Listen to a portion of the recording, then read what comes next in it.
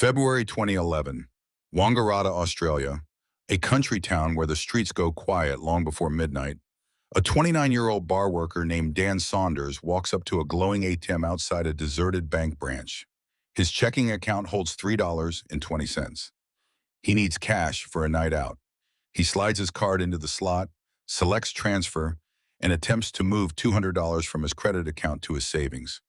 The screen flashes. Transaction canceled. Dan steps back, pauses, and presses withdrawal anyway. The internal motors whir, the metal rollers spin, and out of the dispenser slot slides $200 in crisp real currency. He pulls the receipt. Account balance, $3.20. The transfer had failed. On paper, nothing had moved, yet the cash was in his hand. What Dan Saunders had stumbled into was not a deliberate hack.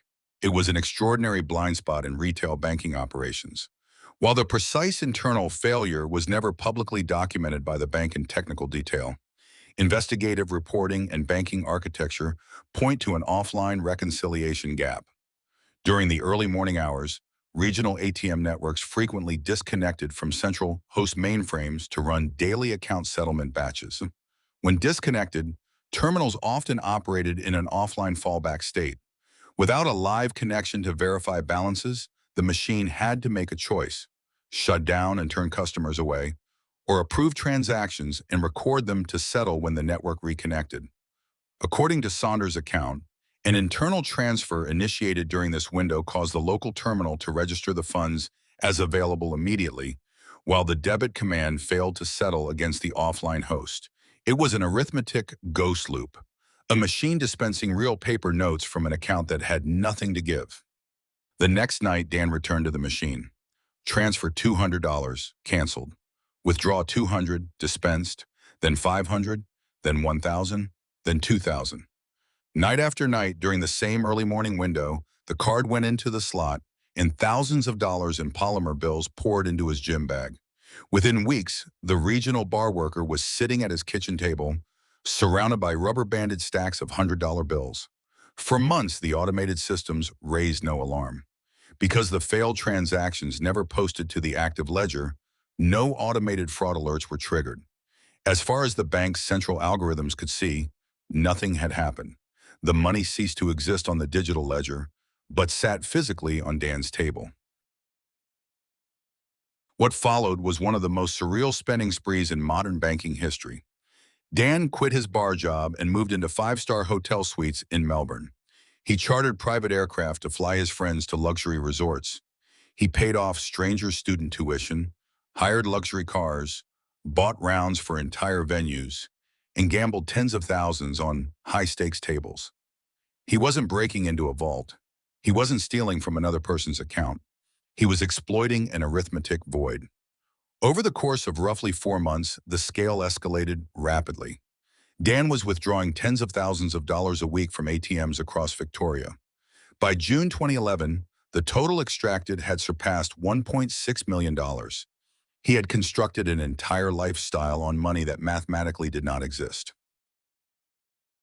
But unearned money comes with a severe psychological price. By May 2011, Dan was suffering from chronic insomnia, severe paranoia, and panic attacks. Every time someone knocked on his hotel door, he expected police. Every time a black sedan idled in the street, he believed the investigation had finally caught up. He discovered a profound reality about wealth. When money loses all scarcity, life loses its anchor. When he finally pulled an official bank statement, it revealed a staggering reality. His closing balance was negative $1.6 million. He was standing at the edge of a financial abyss that no ordinary wage could ever repay.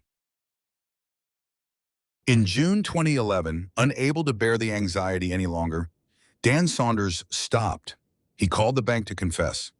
He told the representative that he had extracted over $1 million through an ATM glitch and that they needed to close the loophole. According to Saunders, the bank told him he was mistaken, that accounts could not function that way, and ended the call. Dan hired a legal team and notified the police. Yet over 3 years passed before formal charges were brought to court.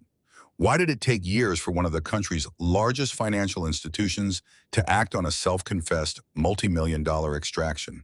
Whether caused by internal confusion, bureaucratic inertia, or institutional reluctance to publicly expose the vulnerability of their transaction network, the case sat in limbo until 2015. In 2015, Dan Saunders pled guilty in the County Court of Victoria to obtaining financial advantage by deception. He was sentenced to 1 year in prison. The bank never publicly documented the internal fix in technical detail. What had looked infinite was never infinite at all. It depended on a narrow overnight contradiction: Dan's continued access and his willingness to keep going. When Dan stopped and confessed, the machine stopped being a source of freedom and became evidence. The story of the Wangaratta ATM glitch is not merely a tale of an accidental windfall. It is a stark revelation of what modern money actually is. Money is not gold, it is not paper. It is a shared database of digital promises maintained by code and trust. And when code fails in the dark, the illusion of value dissolves, leaving behind only the raw human consequence of the machine. This is Black Box Money. Subscribe for the next forensic investigation into the hidden machinery of modern finance.